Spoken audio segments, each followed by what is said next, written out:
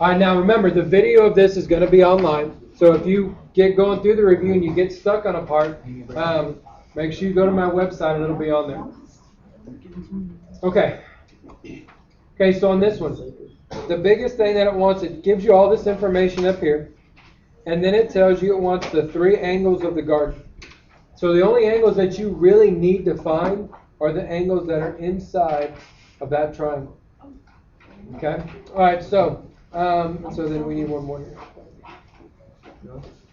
So if this angle is 90, that means that this angle is also 90 because they're a linear pair. Okay, linear pair always have to add up to 180. All right, so if this is 145, I can find this angle right here because these two have to add up to 180 because they're a linear pair. So I can do 180 minus 145 is 35. So I've got, it's 35, so that's 35. Well, if this is 90, that also makes that 90. So that means that these 3 angles add up to 180. So I can add 90 and 35 to get 125. And then subtract that from 180 gives me 55. I just need to find the 3rd angle here.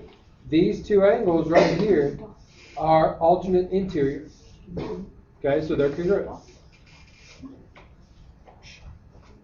Okay, so those 2 are congruent. So that's how you find those angles. Now, your test tomorrow is going to be very similar to the review. Okay, so if you can go through and work all the questions on the review, you should have no problem. All right, now on these 2, I just wanted you to be able to look at these different angle pairs and being able to notice what the angle names are. Because if you get the angle names, you should be able to know whether they're congruent or supplementary. Okay. All right. So we'll go through all these. So you should have noticed that 1 and 2 are a linear pair. 3 and 4 are a linear pair. 1 and 3 are corresponding because they're in the same position on the 2 lines. They're both above the parallel line and to the left of the transversal. They're also equal to each other. Okay, corresponding if the lines are parallel are congruent. And then 2 and 4 are alternate interior angles. And those are also congruent if the lines are parallel. And then, like, for example, 1 and 4, those aren't anything. We don't have a name for those. 2 and 3 we do. Those are same side interior. And those add up to 180. On 3, you needed to be able to find these different pairs. So 1 and 2 are your linear pair. We'll just go through as it is in order here. So corresponding would be 1 and 5, 4 and 8. 2 and 6, 3 and 7 are your corresponding. Alternate interior would be like 4 and 6 and 3 and 5. Alternate exterior are 1 and 7, 2 and 8. Vertical are like 1 and 3. And 2 and 4, 5 and 7, 6 and 8. Those are all vertical. Same side interior would be like 4 and 5 or 3 and 6. And same side exterior would be like 1 and 8 and 2 and 7. Okay, on 4, I know that I can get angle 1 because these 2 are alternate interior angles. Okay, so angle 1 is 60. If this is 25, I can get angle 4 because these 2 are also alternate interior angles. So that one's also 25. And then these 2 have to add up to 180. So 180 minus 25 is 155. Okay, on the next page. All right, so I can start finding these angles. I can find angle 4 right away because these 2 add up to 180. So 180 minus 70 is 110. That's your angle value for 4. I know 3 because 3 and 70 are vertical. So angle 3 has to be 70 degrees.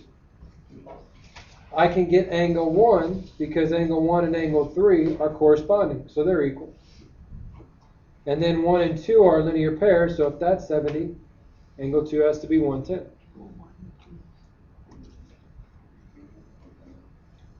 Okay. And then on number 6, these 2 are corresponding angles, so I can solve for x. I can just set them equal to each other. Solve for x, you get 20.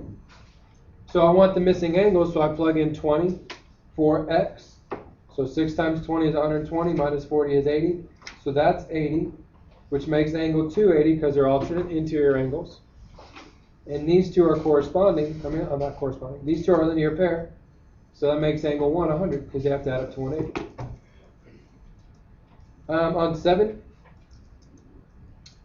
these two angles, now on your test we gave you an angle pair, so you don't have to worry about trying to decide whether or not they're equal or add up to 180 like you do on this one. But these two add up to 180, so that's going to be your equation. When you solve it, you get 39. So then I can plug that back in, and I get 48.